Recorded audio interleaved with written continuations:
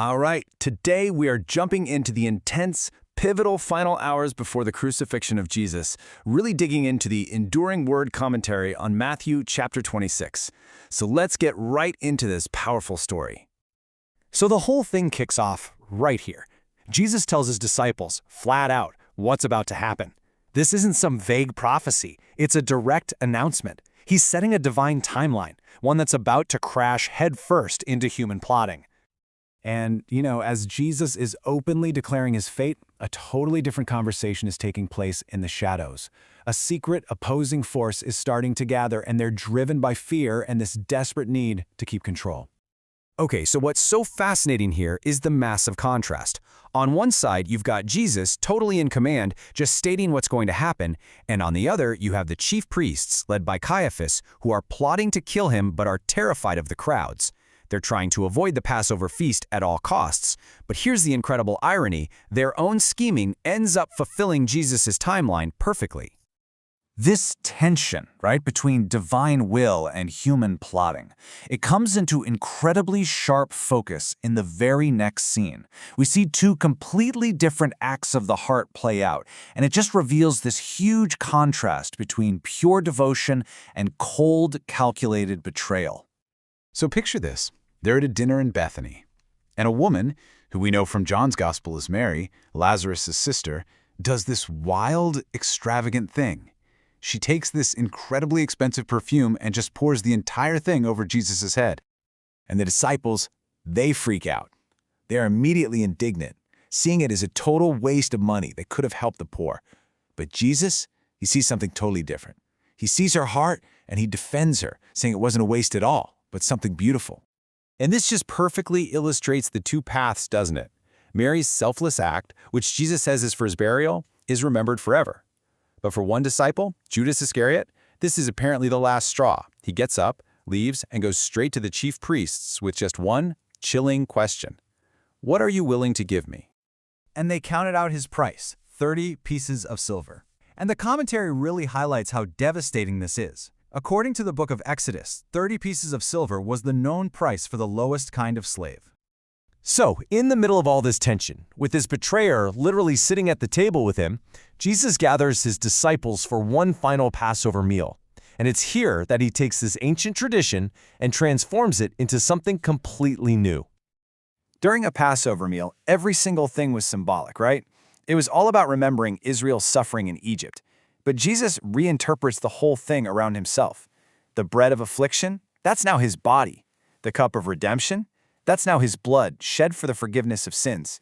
He's creating a new covenant, a new promise, based not on the law, but on his own sacrifice. And what's just remarkable is what they do after this super intense meal. They sang a hymn. Tradition says they would have sung Psalms 116 through 118. Just think about Jesus, knowing what's coming, singing these words. The stone which the builders rejected has become the chief cornerstone. It's a direct prophecy of what's about to happen. Then they all went to a place called Gethsemane. The name literally means olive press, a place where olives were crushed. And it's here that the Son of God himself would be crushed in prayer right before his arrest. Jesus enters this state of just profound distress. And the commentary makes it clear. This wasn't just fear of the physical pain of the cross. He was facing the spiritual horror of becoming sin for us, of taking the full weight of the world's sin and all the judgment that came with it. He's praying, asking if there's any other way. And the word he uses, the cup, is so significant. In the Old Testament, the cup is this powerful symbol of God's wrath and judgment. Jesus is basically asking if salvation is possible without him having to drink that cup of fury. And this is it. This is the moment. After wrestling in prayer, Jesus completely submits to the Father's will.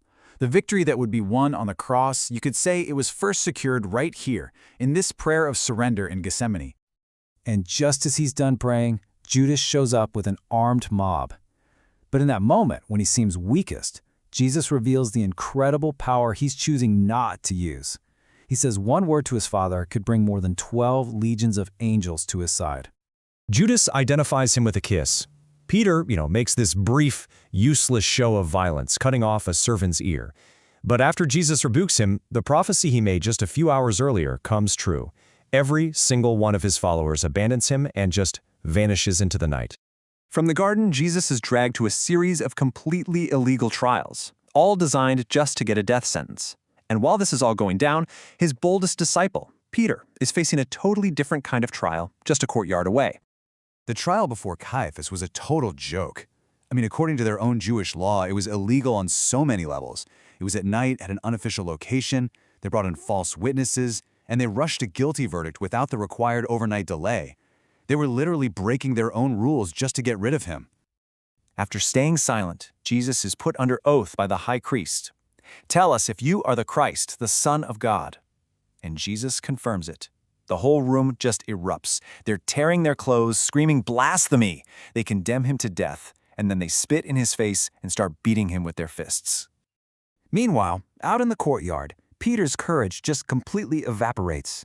Just like Jesus said he would, he denies even knowing him. And look at how it escalates. First, a simple denial to a servant girl. The second time, he denies it with an oath. And the third time, when people notice his accent, he starts cursing and swearing just to distance himself. And at that exact moment, a rooster crows. The sound instantly reminds Peter of what Jesus had warned him.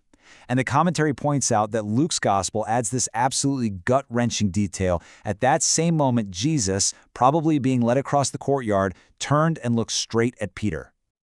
He is just crushed, absolutely shattered by his failure. Peter runs out of the courtyard and just weeps bitterly. This isn't just sadness, it's the agony of a broken heart.